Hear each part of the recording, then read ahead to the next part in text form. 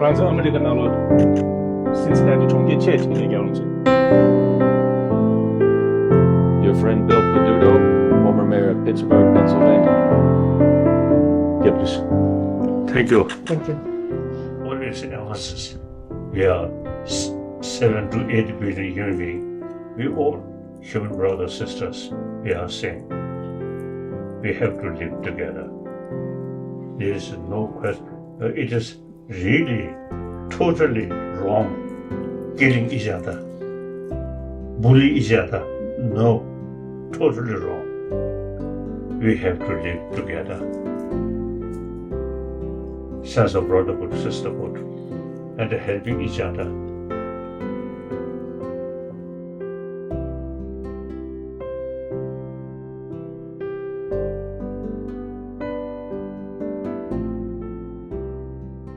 It was a once-in-a-lifetime opportunity to meet with His Holiness.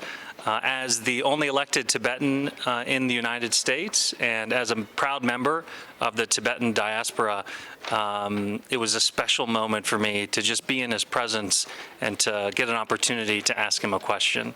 I will take his lessons of warm-heartedness, of advocating for and praying for all of humanity and all sentient beings, and compassion back to my city and my country, and try and lead by example and make all Tibetans around the world proud of our culture and heritage and my work.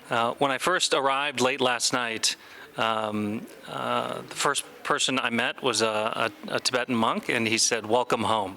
And it really does feel like home.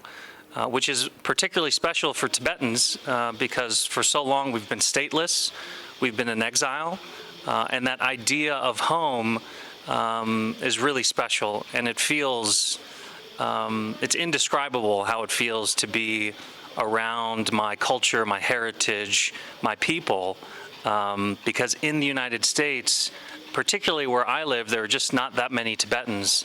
It's really just my family and just a few other families in the Midwest of the country.